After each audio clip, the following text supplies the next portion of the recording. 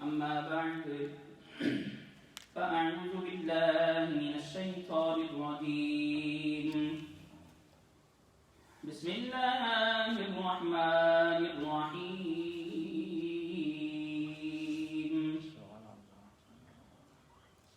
إن الذين يغضون أصواتهم عند رسول الله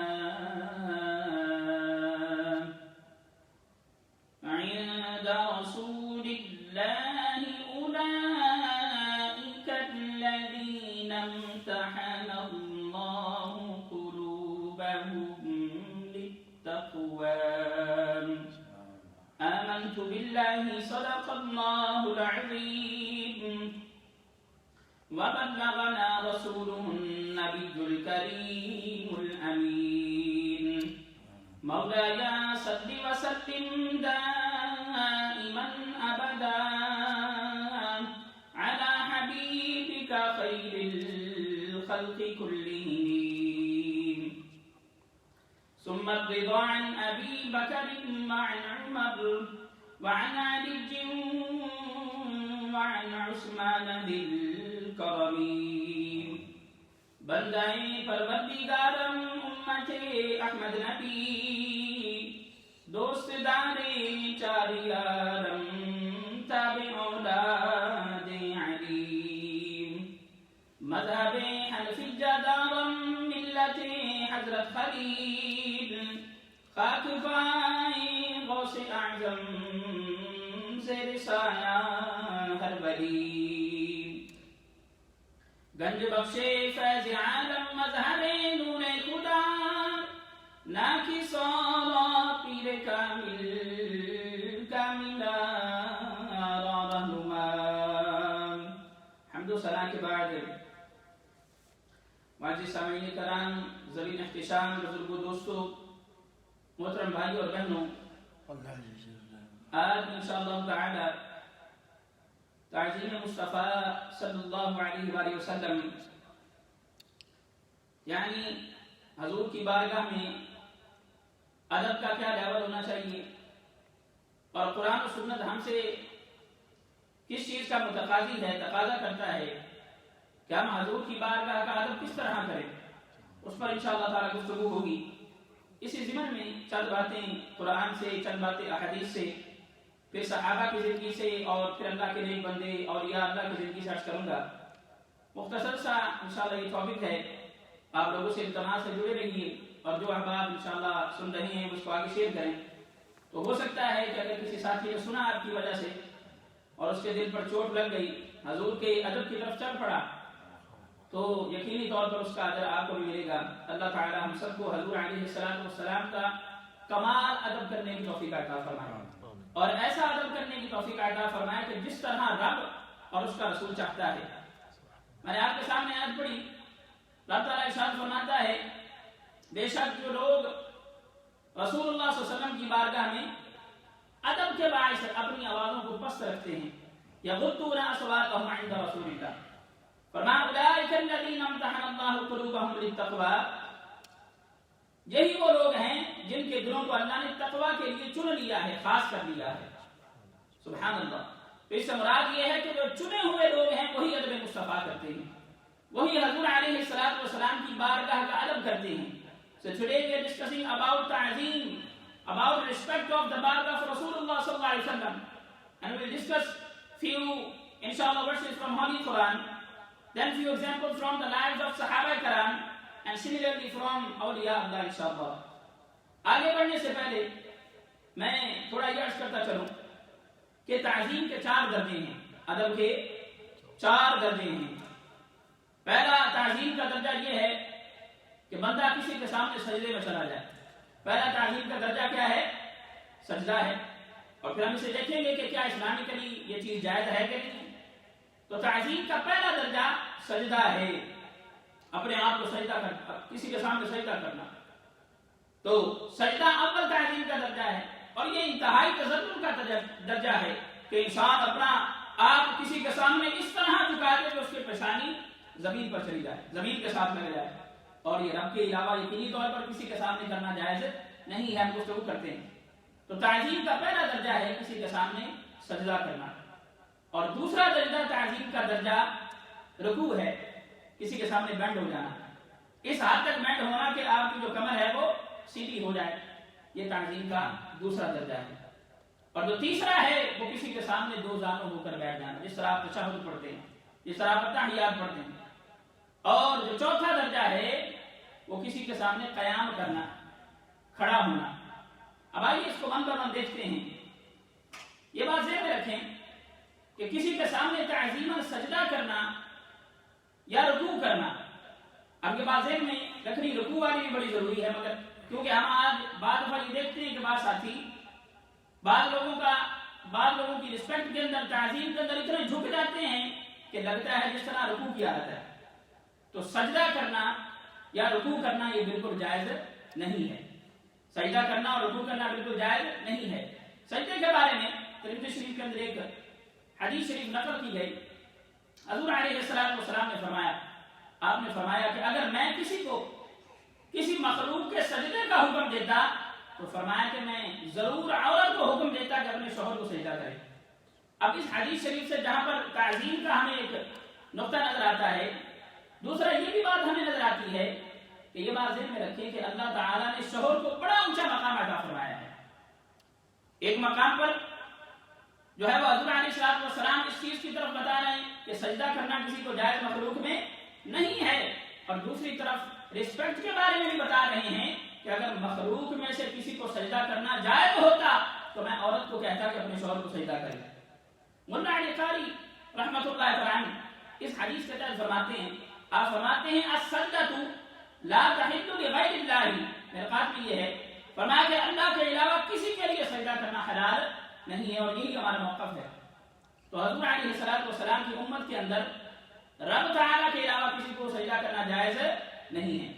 اب رکوع کی طرف آتے ہیں۔ فتاوی عالمگیری میں ایک چیز لکھی گئی، آپ کے سامنے عرض کرتا ہوں۔ فرمایا الانحناء للسلطان او لغیرہ مکروہ لانہ یشبہ فعل المجوسی۔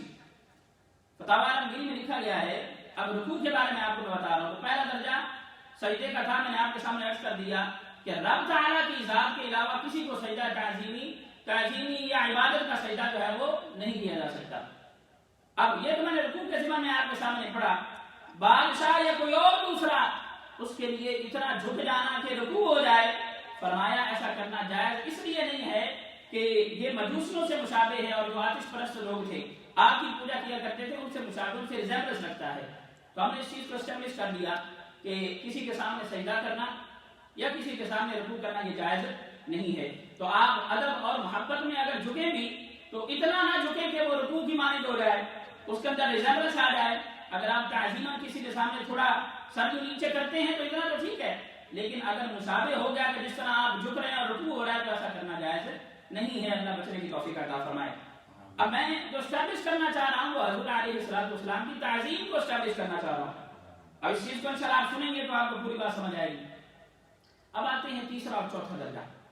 تیسرا اور چوتھا درجہ ہے دو زانو ہو کر بیٹھنا، جس طرح آپ یاد پڑھتے ہیں، یا قیام کرنا، یہ تیسرا اور چوتھا درجہ ہے۔ اب آئیے ذرا آپ کو قرآن کی طرف چلتے ہیں۔ رب تعالیٰ قرآن میں فرماتا ہے وَإِذْ قُلْنَا لِلْمَلَائِكَةِ اسْجُدُوا لِآدَمَ فَسَجَدُوا إِلَّا إِبْلِيسَ أَبَى وَاسْتَكْبَرَ وَكَانَ مِنَ الْكَافِرِينَ۔ یہ نقطہ بڑا اہم ہے۔ قرآن میں رب تعالیٰ فرماتا ہے وَإِذْ قُلْنَا لِلْمَلَائِكَةِ اسْجُدُوا لِآدَمَ، ہم نے فرشتوں کو کہا کہ آدم کو سجدہ کرو۔ آدم اللہ تعالیٰ کے نبی ہیں، برگزیدہ بندے ہیں، اور جو کائنات ہے اس کے اندر انسانیت کا آغاز حضرت آدم علیہ السلام سے ہوا۔ رب تعالیٰ قرآن میں فرماتا ہے وَإِذْ قُلْنَا لِلْمَلَائِكَةِ اسْجُدُوا لِآدَمَ، اور ہم نے کہا ملائکہ سے کہ آدم کو سجدہ کرو، فسجدوا، بس انہوں نے سجدہ کر دیا، الا ابلیس، سوائے ابلیس کے۔ آگے فرمایا ابا واستکبر وکان من الکافرین، اس نے انکار کیا، تکبر کیا اور کافروں میں سے ہو گیا۔ یہاں پر عرض یہ کرنا چاہتا ہوں کہ جب ابلیس سجدہ تعظیمی تو آدم علیہ السلام کو کرنا تھا، اس کا انکاری ہوا تو رانجہ درگاہ ہو گیا، اس کو دربار سے باہر نکال دیا گیا۔ اگرچہ یہ پہلا درجہ تھا تعظیم کا، پہلا 4 درجے آپ کے سامنے بیان کیے میں نے۔ پہلا کیا ہے؟ سجدہ ہے، دوسرا رکوع ہے، تیسرا جو ہے وہ دو زانو بیٹھنا ہے، اور چوتھا قیام کرنا ہے۔ جہاں پر ابلیس پہلے درجے میں انکار کرتا ہے کہ میں نے آدم کو نہیں کرنا. رب تعالیٰ اس کو راندہ درگاہ کر دیتا ہے, اپنے دربار سے نکال دیتا ہے, جنت سے نکال دیتا ہے. یہ تو یقیناً پہلا درجہ تھا. آپ سے میں عرض کرتا ہوں, اگر ابلیس اول درجے کا جو تعظیمی سجدہ تھا اور جو تعظیمی ایکشن تھا, عمل تھا, اس کو نہ کرنے کی وجہ سے راندہ درگاہ ہو سکتا ہے, نبی کو سجدہ نہ کرنے کی وجہ سے جو رب نے حکم دیا تھا, تو یہاں پر مصطفیٰ کریم صلی اللہ علیہ وسلم کے سامنے اگر کوئی قیام میں کھڑا ہو کر درود و سلام پڑھتا ہے تو یہ نبی کی تعظیم ہے نا, یا دو زانوں ہو بیٹھ کر حضور کی جو ہے وہ تعظیم کرتا ہے.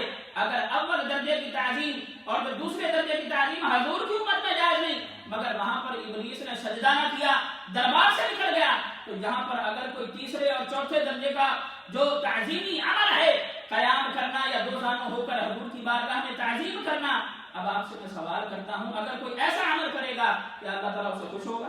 یقینی طور پر اللہ تعالیٰ کی اس کو ناراضگی ہوگی. تو ہم نے اسٹیبلش یہ کیا کہ حضور کی بارگاہ میں اگر کوئی کھڑا ہوتا ہے اور کھڑے ہو کر تعظیماً حضور کی ذات پر درود پڑھتا ہے, حضور کی ذات پر صلاۃ و سلام پڑھتا ہے, تو ایسا کرنا بالکل جائز ہے. مگر جو پہلا درجہ ہے حضور کی امت میں کسی کو سجدہ کرنا یا اتنا جھک جانا, رکوع ہو جانا, ایسا کرنا جائز نہیں ہے. اب آئیے آپ کو قرآن میں لے چلوں, قرآن کی طرف آپ کی جو ہے وہ توجہ چاہتا ہوں. اللہ تعالیٰ کلام پاک میں ارشاد فرماتا ہے, انا ارسلناک بالحق بشیرا ونذیرا لتؤمنوا انا ارسلناک شاہدا ونذیرا لتؤمنوا باللہ ورسولہ وتعزروہ وتوقروہ وتسبحوہ بکرۃ واصیلا. اللہ فرماتا ہے نبی, بے شک ہم نے آپ کو بھیجا حاضر و ناظر اور خوشخبری سنانے والا اور ڈرانے والا, تاکہ اے لوگوں اللہ اس کے رسول پر ایمان لاؤ تم اور رسول کی تعظیم کرو اور صبح و شام اللہ کی پاکی بیان کرتے ہو, اللہ کی پاکی بیان کرو. حضرت قاضی عیاض رحمۃ اللہ تعالی آپ اس کے تحت فرماتے ہیں شفا شریف میں, فرماتے ہیں فاوجب اللہ تعالی تعزیرہ و توقیرہ والزم اکرامہ و تعظیمہ. اللہ نے حضور کی حرمت اور توقیر کو واجب قرار دے دیا, حضور کی عزت اور تعظیم کو واجب قرار دے دیا اور ان کی تکریم و تعظیم کو لازم قرار دے دیا. اب یہاں پر نقطہ یہ ہے, ابھی تک تو ہم یہ اسٹیبلش کر رہے تھے کہ حضور کی تعظیم کرنا جائز ہے کہ نہیں, تعظیماً کھڑے ہو جانا یا دو زانوں ہو کر بیٹھ کے حضور کی تعظیم کرنا جائز ہے یا نہیں. علامہ قاضی عیاض رحمۃ اللہ تعالی آپ شفا شریف میں فرماتے ہیں, آپ فرماتے ہیں حضور کی تکریم و تعظیم و توقیر اور عزت کرنا یہ واجب ہے. جائز ہونا تو ایک طرف کجا, آپ صرف اس کی بات نہیں کر رہے, آپ فرما رہے ہیں کہ حضور علیہ الصلوۃ والسلام کی عزت کرنا, ان کی تعظیم کرنا یہ ہر بندے پر واجب و لازم ہے. اگر کوئی بندہ نہیں کرتا تو وہ گناہگار تو ہوتا ہی ہوتا ہے. اور اگر ایمان کی طرف دیکھا جائے, جس نے حضور کی بے ادبی کی اور اگر کسی ایسے لیول پر چلا گیا تو ایمان سے بھی جاتا ہے. اللہ تعالیٰ ہم سب کو حضور کا زیادہ سے زیادہ ادب کرنے کی توفیق عطا فرمائے. اب میں اختتام کی طرف جا رہا ہوں. حضور علیہ الصلوۃ والسلام کے صحابہ کا آپ کو بتاؤں کہ کس طرح وہ ادب کیا کرتے تھے. بخاری شریف میں جلد نمبر میں اس حدیث شریف کو نقل کیا گیا ہے. آپ سنیں, آپ کا ایمان تازہ ہو جائے گا, آپ کا دل خوش ہو جائے گا کہ جو ہمارے لیے رول ماڈل تھے. We are going to discuss about the lives of Sahaba, and now you can see and you will listen that how Sahaba, the companions of Rasulullah sallallahu alaihi wasallam, they used to respect of Rasulullah sallallahu alaihi wasallam. Now listen this hadith. حضرت عروہ بن مسعود رضی اللہ تعالی عنہ جو کہ ابھی مسلمان نہیں ہوئے تھے, آپ جانتے ہیں صلح حدیبیہ کے بارے میں کہ ایک بہت بڑا جو ہے اس وقت یہ کفار اور جو مسلمان تھے ان کے درمیان ایک جو ہے وہ معاہدہ ہوا تھا. تو حدیبیہ کے موقع پر حضرت عروہ بن مسعود حضور کی بارگاہ میں گئے کہ صلح کے بارے میں گفتگو کی جائے, معاہدہ کیا جائے. جب آپ حضور علیہ السلام کی بارگاہ میں گئے نا, ابھی آپ مسلمان نہیں تھے, آپ نے اس موقع پر منظر دیکھا کہ صحابہ کرتے کیا ہیں. کسی صحابی کو تعظیم کا کوئی معاملہ کرتے دیکھ رہے ہیں, کسی کو کوئی معاملہ کرتے دیکھ رہے ہیں. جب واپس آتے ہیں تو آ کر اپنے جو لیڈر تھے ان کو کہتے ہیں, فرماتے ہیں, اس وقت مسلمان نہیں تھے, کہتے ہیں کہ قسم خدا کی میں بڑے بڑے بادشاہوں کے درباروں میں گیا ہوں, بڑے بڑے بادشاہوں کے درباروں میں وفد کے طور پر گیا ہوں, وفد کے ساتھ گیا ہوں. کہتے ہیں کہ مگر جس طرح میں نے محمد کے دربار میں صحابہ کا ادب اور تعظیم دیکھا ہے, قسم خدا کی کہیں پر بھی نہیں دیکھا. اور آپ فرماتے ہیں میں کیسے اور کس طرح کے دربار میں گیا, نجاشی کے دربار میں گیا, کہتے ہیں میں نے تعظیم کا یہ دعویٰ نہیں دیکھا جو محمد کے دربار میں دیکھا صلی اللہ علیہ وسلم. فرماتے ہیں کہ ابھی محمد تھوکتے ہیں, صحابہ اپنی ہتھیلیاں لے کر حضور کے سامنے آ جاتے ہیں اور حضور علیہ السلام کو جو دعا دیتا ہے زمین پر نہیں گرنے دیتے, اپنی ہتھیلیوں پر لے لیتے ہیں, اپنے چہرے پر, جسم پر اور بدن پر ملتے ہیں اور فرماتے ہیں کہ حضور ادھر سے حکم کرتے ہیں, محمد ادھر سے حکم کرتے کرتے ہیں فوراً تکبیر کر دی جاتی ہے. اور پھر عرض کرتے ہیں کہتے ہیں کہ جب وہ وضو کرتے ہیں ان کا جو مستعمل پانی ہے، اب جو حضور کو اپنے جیسا کہتے ہیں نا، اب آپ دیکھیں کہ فقہ کے اندر پڑھیں کہ مستعمل پانی کے مسائل کیا ہیں. جو استعمال شدہ پانی ہوتا ہے کہ اس سے اگر بندے کے بدن پر لگ جائے یا اس سے بندہ وضو کر سکتا ہے کہ نہیں کر سکتا، آپ مسائل پڑھ کے دیکھیں. مگر قربان جائے مصطفیٰ کریم صلی اللہ علیہ وسلم کی ذات پر کہ حضور کا مستعمل پانی بھی شفا والا ہے. وہ مستعمل پانی، استعمال شدہ پانی بھی شفا والا ہے. حضرت عروہ بن مسعود آپ جب واپس گئے وفد لے کر جب آئے تھے حدیبیہ کے موقع پر، واپس جا کر کہتے ہیں کہ حضور ابھی پانی استعمال کرتے ہیں، وضو فرماتے ہیں. فرمایا کہ استعمال شدہ پانی پر صحابہ اس طرح پڑتے ہیں، اس طرح دوڑتے ہیں کہ ایک دوسرے کو لڑنے مرنے پر آ جاتے ہیں. کہتے ہیں قسم خدا کی اس طرح کی تعلیم میں نے کسی دربار میں نہیں دیکھی جو میں نے صحابہ کی مصطفیٰ علیہ السلام کے دربار میں دیکھی ہے. اور پھر فرمایا، پھر عرض کرتے ہیں کہ جب ان کی بارگاہ میں بیٹھتے ہیں تو اپنی آوازیں پست رکھتے ہیں اور کہتے ہیں کہ حضور علیہ السلام کو ادباً جو ہے وہ آنکھیں بھر کے دیکھتے بھی نہیں ہیں کہ کہیں گستاخی نہ ہو جائے. تو یہ حضور علیہ السلام کا ادب تھا جو صحابہ کیا کرتے تھے. اب بعض دفعہ کو ساتھ یہ کہتے ہیں کہ چلو صحابہ کی آپ مثال دیتے ہیں، مگر صحابہ تو حضور کی بارگاہ میں موجود تھے، حضور کی بارگاہ میں موجود تھے، حضور سامنے ہوتے تھے. کہ اگر کوئی بندہ سامنے ہوئے تو انہیں تعظیم کرنی چاہیے. لوگ بھی بڑے سیانے ہیں اپنی کی سائز کرانا ہے، وہ کہتے ہیں چلو سامنے تعظیم ہوگی، آپ کیا تعظیم کرتے ہو؟ آئیے آپ کو میں ثابت کر کے بتاؤں، ثابت کر کے دکھاؤں. آپ کو میں ایک مثال دوں، آپ دیکھیں گے کہ اگر جس کی تعظیم کی جا رہی ہے، جو معظم ہے جس کی تعظیم کی جا رہی ہے، وہ موجود نہ بھی ہو تو اس کی تعظیم کرنی چاہیے. مشکوٰۃ شریف میں ہے حضرت ابو ہریرہ رضی اللہ تعالیٰ بیان فرماتے ہیں کہ حضور نے فرمایا اذا قام احدکم الى الصلاۃ فلا يبصق امامه، تم میں سے کوئی بھی نماز کے لیے کھڑا ہو تو اپنے سامنے نہ تھوکے، قبلے کی طرف نہ تھوکے. عبداللہ علی قاری رحمۃ اللہ تعالیٰ اس کے ضمن میں فرماتے ہیں، آپ فرماتے ہیں تخصیص القبلۃ لتعظیمها، قبلہ کی طرف تھوکنا اس کی تعظیم کے لیے منع کیا گیا. اب کوئی بندہ یوکے میں بیٹھ کر جو ہے وہ اس کو منع کیا جا رہا ہے کہ قبلے کی طرف مت تھوکو جب نماز پڑھ رہے ہو، یا تعظیماً اس کی طرف مت تھوکا کرو. تو یہاں سے تو ہزاروں کلومیٹر ہے، کم از کم میرا خیال ہے 6.5 گھنٹے 7 گھنٹے جہاز میں لگتے ہیں. ایئرپورٹ کا ٹائم آپ لگا لیں، گھنٹوں کا یہاں سے فاصلہ ہے، مگر بتایا گیا کہ جہاں کہیں پر بھی ہو تعظیم قبلہ یہ ہے کہ اس کی طرف تھوکنا نہیں ہے. اگر تعظیم قبلہ جو ہزاروں کلومیٹر دور ہے اس کی تعظیم کرنا جائز ہے تو مصطفیٰ کی تعظیم کرنا تو بدلتا ہے اتم جائز ہے. پھر حضور کی جو نسبت کی چیزیں، بس بات ختم کر رہا ہوں، حضور سے جو ریلیٹڈ چیزیں ہیں، مکہ میں حضور رہے، مکہ کا ادب کریں، مدینہ میں حضور تشریف فرما ہے، وہاں کا ادب کریں. اور میں نے جہاں تک پڑھا ہے کہ حضور علیہ السلام کا جسم اطہر جس مٹی کے ساتھ مس ہے، اس مٹی کے ساتھ لگا ہوا ہے، لکھنے والوں نے یہاں تک لکھا ہے وہ عرش عظیم سے بھی اعلیٰ جگہ ہے جہاں پر مصطفیٰ کریم کا بدن لگا ہوا ہے.